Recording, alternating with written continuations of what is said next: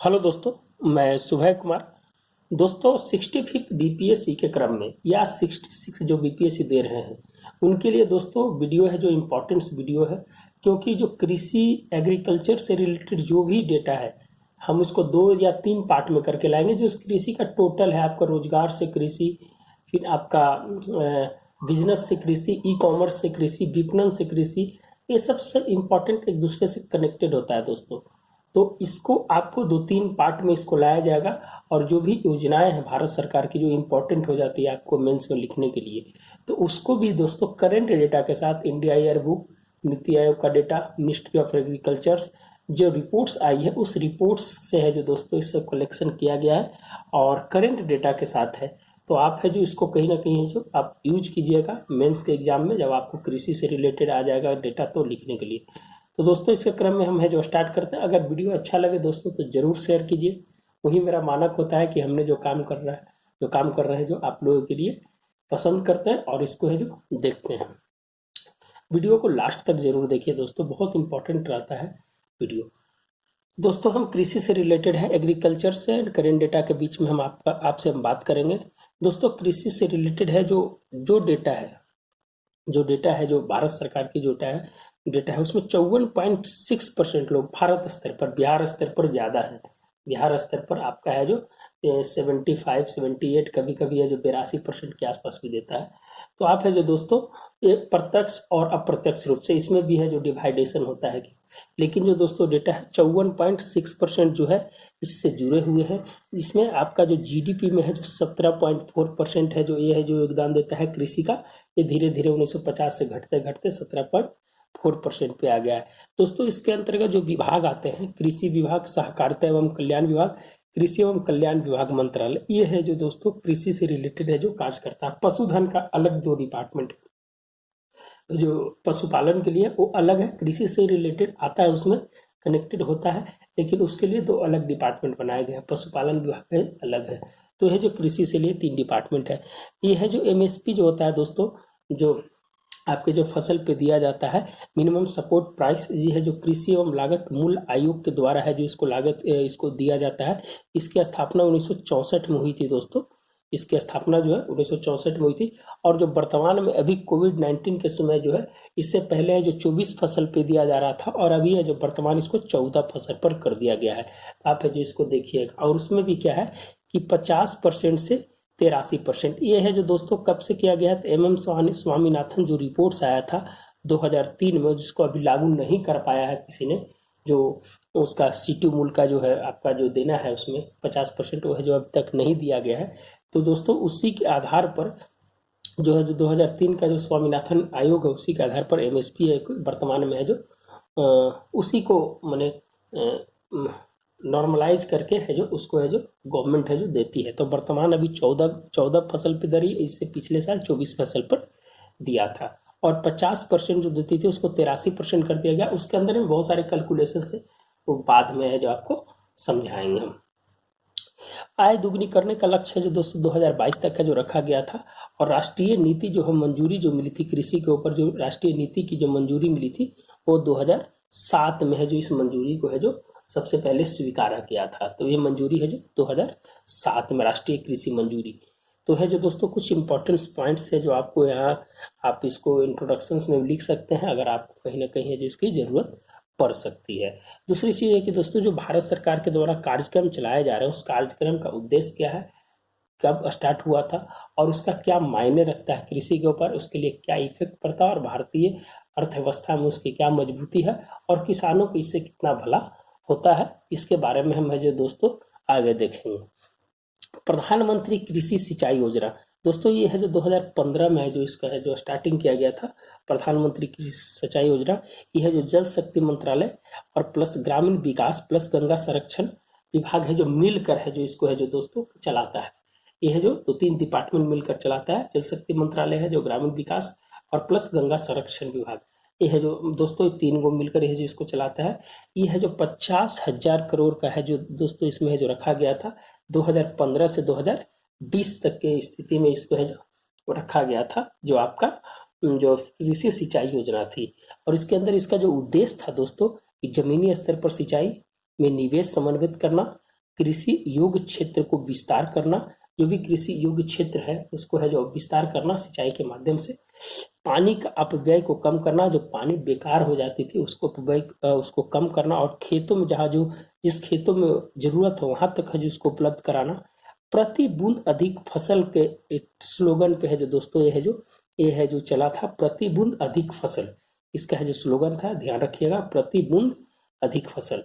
फिर आगे है दोस्तों कि सतत जल संरक्षण विधि से प्रौद्योगिकी के माध्यम से उसको जल की संरक्षण करना, जो है जो जल की संरक्षण करना है तो प्रौद्योगिकी विधि से है जो किस प्रकार किया जाता है, इसके लिए निरांचल योजना है, याद रखिएगा दोस्तों, निरांचल योजना जो है दोस्तों आपको ही चलाया गया था, यह जो साउथ में चला था दोस्तों, ये साउथ में है जो निरांचल योजना चला था। वाटर शेड योजना भी बहुत सारे चीज है इसमें।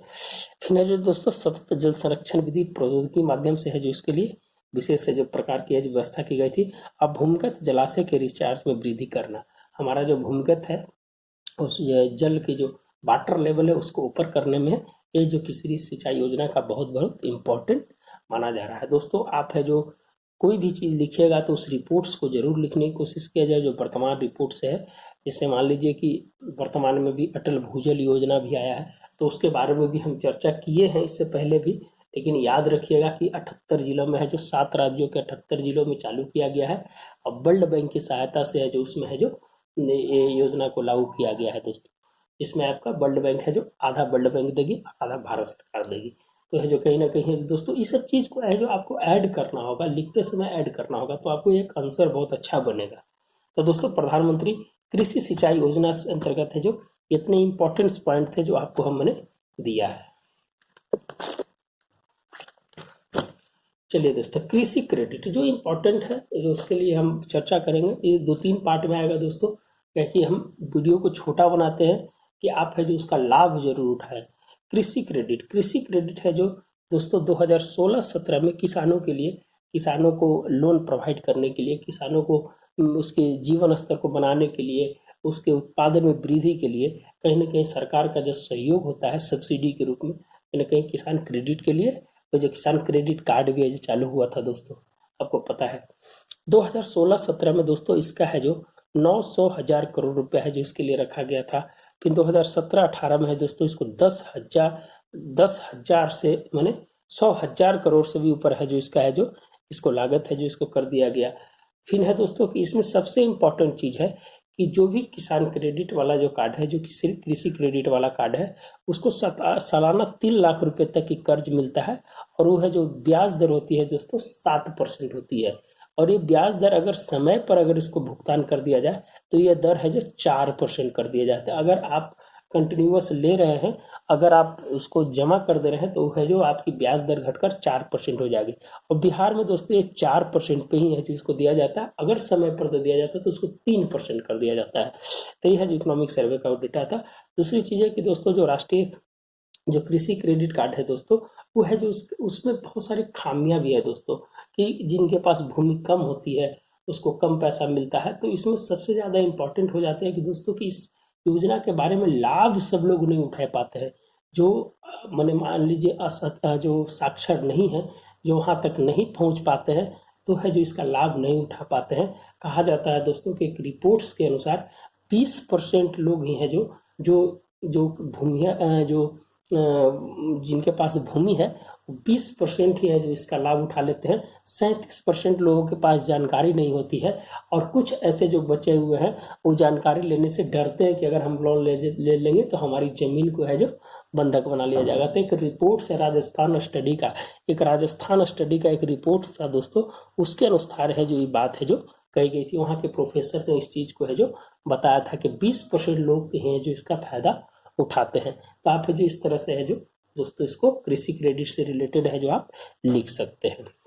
इसके आगे है दोस्तों कि फसल बीमा बहुत इंपॉर्टेंट होता है दोस्तों। फसल बीमा का इंपॉर्टेंट इसलिए है कि आज वर्तमान समय में जो खेती की जो स्थिति बन गई है, जो अगर कोई फसल लगाए, अगर प्राकृतिक आपदा आ जाए, कीटनाशक जिसे मान लीजिए कि अभी टिड्डियों का हमला हो गया, तो आप है जो वर्तमान को जोड़ते हुए जरूर लिखिएगा।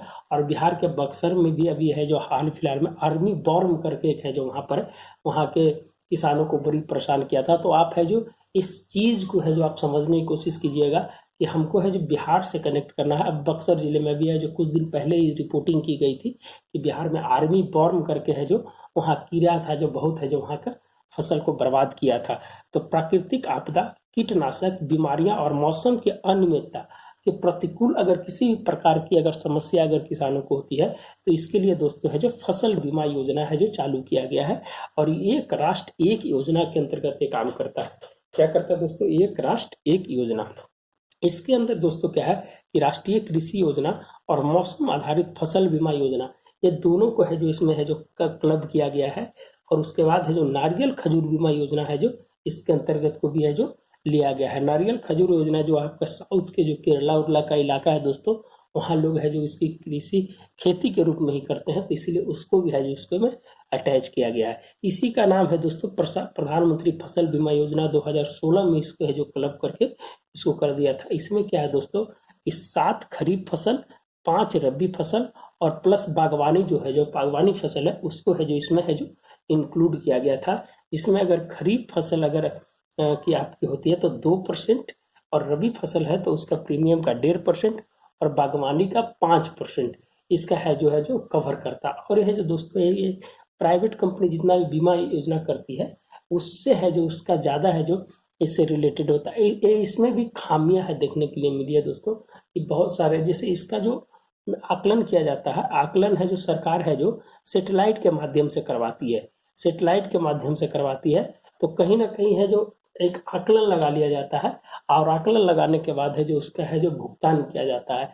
तो करीब करीब 90% है जो दोस्तों है जो जिस बीमा का प्रीमियम वहाँ पर है जो जो जो कंपनी है जो इसका है जो टाई अप होता है वो है जो 90% वहन करती है और बाकी जो होता है जो सरकार है जो उस पर है जो वहन करती है। तो ये इम्पोर्टेंट होगा दोस्तों कि 90% वहन है जो वहाँ की कंपनी है जो करेगी और बाकी जो बचता है जो वो राज्य सरकार या मैंने आपकी जो योजनाएं चलती है उस योजना के आधार पर है जो किया जाता है। तो यह दोस्तों आपकी फसल बीमा योजना जो सबसे इम्पोर्टेंट योजना है जो मानी जाती थी। दूसरा है दोस्तों कि फसल सुधार। फसल सुधार के लिए है जो दोस्तों क्या क्या किया जा रहा है। फसल सुधार के लिए जैविक और अजैविक संकर किस्मों के विकसित करने पर है जो जोर दिया गया है। इसमें क्या है कि आपका 209 किस्म को इसमें रखा गया है दोस्तों। उसमें 117 है जो अधिक उत्पादन वाली है जो उसमें है जो उस पर ज्यादा जोर दिया। 209 किस्म 117 अधिक उत्पादन वाली है। इसमें 65 धान की किस्म है, 14 गेहूं की किस्म और 24 मक्का की किस्म है। इसके अंदर में जो सबसे ज्यादा उत्पादन करने वाली जो है किस्म है उसमें 209 किस्म को रखा गया। इसमें 65 धान की 14 गेहूं की और 24 मक्का की। और है जो दोस्तों अलग अलग है इसके अंतर्गत है जो पाट है, ज्वार, बाजरा, रागी है। तो उतना इम्पोर्टेंट है जो दोस्तों है जो नहीं है, जो आप है जो उसको नहीं लिख सकते। एक मोटा मोटी है जो आप डेटा है जो इसमें आप है जो ले लीजिए यहाँ से। दूसरा चीज है दोस्तों कि इसी के अंदर में प्रधानमंत्री मृदा स्वास्थ्य कार्ड जो सॉइल हेल्थ कार्ड है उसको है जो जारी किया गया और प्रत्येक जिले में लैब की व्यवस्था की गई है। ये है जो दोस्तों आपकी जो लैब की जो व्यवस्था की गई है कि 648 जिले में है जो इसको है जो लागू किया गया है। और वर्तमान में भारत में 739 जिले हैं 2020 नीति आयोग के अनुसार से। तो प्रत्येक जो मौसम से पहले और मौसम के समय और मौसम के बाद तीनों समय पर है जो हेल्थ कार्ड की है जो जरूरत पड़ती है। और है जो किसान है जो उसका है जो वहाँ आप जाकर मृदा का लैब वो उसी अनुसार से बोलेगा कि आप इस फसल के लिए अच्छा है, आप है जो इसके लिए क्या कीजिएगा, पुआल जलाना नहीं है या क्या करना है, कैसे करना है। वो है जो एक कहीं ना कहीं है जो वो है जो एक एडवाइजरी कमेटी है जो वहाँ पर है जो काम करती है और किसानों के साथ है जो बात करती है। तो कुछ है दोस्तों कि फसल सुधार के लिए है जो वो है जो काम किया गया है उसके बारे में है जो आपकी जो डेटा है उसको मैं बताने की कोशिश कर रहा हूँ। चौथा है दोस्तों प्रधानमंत्री किसान संपदा योजना। संपदा योजना है दोस्तों 2017 में है जो इसको है जो लागू किया गया था। Scheme of agro marine processing and development of agro processing cluster. इसकी जो मुख्य भूमिका थी दोस्तों, जो किसान जो रोजगार से रिलेटेड इसमें है कि जितना भी एग्रो मैरीन से रिलेटेड है आपका उसको है जो इसमें है जो आपको डाला गया था। और इसमें है जो 2019-20 में रोजगार सृजन करने के माध्यम से 5,30,500 डायरेक्ट प्लस इनडायरेक्ट रोजगार की व्यवस्था किसानों के लिए की गई थी, जो है जो एग्रो मैरीन से जुड़े हुए थे, जिसके डेवलपमेंट में और उसके प्रोसेसिंग में जो भी किसान है जो काम करते थे उसको है जो समुद्री जीव से रिलेटेड है जो इसमें है जो कृषि से रिलेटेड है जो उसको है जो रखा गया था एग्रो मैरिन के संदर्भ में। और इसी में है दोस्तों एक छोटा सा पार्ट था खाद्य प्रसंस्करण, एक है अलग पार्ट है लेकिन हम इसी में डालने जो इम्पोर्टेंट था खाद्य प्रसंस्करण के लिए, जिसमें है मेगा फूड पार्क और मिनी फूड पार्क की स्थापना करना, जिसमें पीपीपी मॉडल के आधार पर इसको करना है, जो बिहार के खगड़िया और बक्सर में है जो अभी वर्तमान में किया जा रहा है। पीपीपी मॉडल पे बताए थे दोस्तों इससे पिछले लेक्चर में है जो हम एक रिपोर्ट्स था, उस रिपोर्ट्स को जब हम दिए थे तो उसमें है जो खाद्य प्रसंस्करण के क्षेत्र में है जो हम मेगा फूड, ये होता है जो दोस्तों कि 100 किलोमीटर के अंदर में है जो 10 जिला या 12 जिला को ले लिया जाता है, और इसमें है जो पीपीसी के माध्यम से सेंट्रल प्रोसेसिंग सेंटर होता है, फिर प्राइमरी प्रोसेसिंग सेंटर होता है, उसके माध्यम से दोनों मिलकर है जो कैसे जो किसान से लेना और वहाँ पैकेजिंग फूडिंग करके है जो मार्केट में उसको रखना, उसकी पोषक तत्वों को बनाए रखना है। तो ये दोस्तों मेगा फूड पार्क और मिनी फूड पार्क है। नबार्ड है इसके लिए बहुत सारा है जो ऋण दिया है, और उसकी इंफ्रास्ट्रक्चर को बढ़ाने के लिए जो प्राइवेट मॉडल को भी है जो इसमें लाया गया है। तो आप है जो इसमें इसको देख सकते हैं आप जो मेगा फूड पार्क। प्रधानमंत्री कृषि सम्मान निधि योजना, इसको पीएम किसान योजना भी कहते हैं दोस्तों। ये है जो आपको एक जब 2019 के चुनाव से पहले है जो एक जो बजट आया था, जो जो जो आपको उस आउट क्या कौन सा बजट उसको कहते हैं, उस बजट में है जो दोस्तों है जो प्रधानमंत्री कृषि सम्मान निधि योजना है जो उसको लागू किया गया था। और कोविड के समय सबसे महत्वपूर्ण भूमिका वर्तमान में निभाई है दोस्तों कि सभी किसानों के खाते में जो डीबीटी के माध्यम से जो भेजा गया था। तो उसमें है जो दोस्तों जो किसान सम्मान निधि योजना था, उसमें है जो दोस्तों आपका प्रत्येक 4 महीने पर 2-2 हज़ार रुपये है जो उसमें सेंड किया जाता है, और टोटल है जो साल भर में 6,000 रुपये है जो किसान को, यह जो आधार कार्ड से किसान को लिंक किया जाता है, किसान को खाता को उससे आधार कार्ड से लिंक किया जाता है, और प्रत्येक 4 महीने पे उसको 2-2 हज़ार रुपया भेजा जाता है। तो जो बजट था दोस्तों 2019 का जो मिनी बजट था, जो इलेक्शन से पहले जो बजट निकाला गया था, उस बजट में इसकी घोषणा की गई थी। तो आप है जो इसको लिख सकते हैं, और इससे जो इम्पोर्टेंट्स जो भी है फैक्ट्स उसको आप है जो जोड़कर लिख सकते हैं। कृषि यांत्रिकरण, कृषि यांत्रिकरण क्या है दोस्तों कि नवीन प्रौद्योगिकी के साथ विकास, किसान कृषि को विकास करना, किसान कृषि को विकास करना, नवीन प्रौद्योगिकी के साथ किसान कृषि को विकास करना। इसमें पशु चालित से परिवर्तित होकर है जो ट्रैक्टर पावर टिलर का है जो यूज करना, और इसके लिए जो महत्वपूर्ण डीजल पवन ऊर्जा और सौर ऊर्जा का प्रयोग करके उससे जो कृषि को बढ़ावा देना, ताकि जो किसानों की आय और उसके जीवन स्तर में है जो सुधार हो सके। तो है दोस्तों कृषि यांत्रिकरण, और इसी पे है जो दोस्तों आपका है जो सब्सिडी भी दिया जाता है। तो सब्सिडी का एक अलग चैप्टर है दोस्तों, उसको आप है जो जब हम नेक्स्ट वीडियो जब लाएंगे तो उस वीडियो में है जो ऐड करते हुए हम है जो चले जाएंगे। तीसरा चीज है दोस्तों सहकारी विपणन, कृषि के क्षेत्र में सहकारी विपणन के लिए ट्राइफेड, नेफेड और एनसीटीसी, ये है जो दोस्तों 3 है जो सरकारी विपणन के रूप में काम का कार्य करता है। तो ट्राइफेड की स्थापना 1987 में किया गया था, और यह जो जनजातीय उपज को उचित मूल्य पर है जो उसका लाभ मिले, इसके लिए है जो इसकी व्यवस्था की गई थी ट्राइफेड की। और नेफेड की जो स्थापना है दोस्तों 1958 में किया गया था। कृषि और उद्यान कृषि वन उपज के भंडारण से उसको जो सीमित करना, उसमें है जो उसकी ट्रांसपोर्टेशन, इस सब चीज़ की है जो बहाल करना, ये है जो दोस्तों आपका नेफेड का काम था। और 1958 में इसकी है जो स्थापना है जो की गई थी। एनसीडीसी है जो कृषि कल्याण मंत्रालय के अंतर्गत आता है, कृषि कल्याण के रूप में सहायक के रूप में काम करता है, और 1963 में दोस्तों इसकी स्थापना की गई थी। तो कुछ दोस्तों इस तरह से है जो कुछ इम्पोर्टेंट पॉइंट्स थे जो आपको कृषि से रिलेटेड थे। अभी बहुत सारा चीज़ है दोस्तों, खाद्य प्रसंस्करण का एक और लाना है, फिर है जो दूसरी चीज़ है कि दोस्तों नेशनल राष्ट्रीय कृषि निर्यात नीति के बारे में लाना है, राष्ट्रीय बांस मिशन है, फिर है जो दूसरा चीज़ है कि जो क्लस्टर का प्रयोग किया जा रहा है, ई नाम मंडी है, ई किसान रेल है, एग्रो मंडी है। तो ये सब चीज़ दोस्तों है जो आपका जियो टैगिंग वेयर हाउस के बारे में आपसे बात करेंगे। बहुत सारे है जो इम्पोर्टेंट्स है जो आपके लिए है जो एपीएमसी एफएमसी के बाद एग्रीकल्चर फाइनेंस मार्केट कमेटी से कैसे इनाम को जोड़ा जा रहा है, कैसे है जो हमारा बिहार का लीची है जो लंदन में बेचा जा रहा है, इसके लिए है जो किस तरह से है जो हमको काम करना है। तो उसको है जो दोस्तों आगे की स्थिति में है जो आगे का वीडियो होगा, तो उस वीडियो में हम पार्ट 2 वीडियो जब लाएंगे तो उसमें रहेगा दोस्तों। तो आप है जो उस वीडियो को भी देखना मत भूलिएगा। अगर अच्छा लगे दोस्तों तो जरूर लोगों के बीच शेयर कीजिए। यही मेरा मानक होता है कि जो हम काम कर रहे हैं जो आपके लिए इम्पोर्टेंट्स है कि नहीं, अगर कुछ सुझाव देना चाहते हैं तो जरूर है जो आप कमेंट बॉक्स में दे। तो मिलते हैं दोस्तों कल नए वीडियो के साथ। धन्यवाद दोस्तों।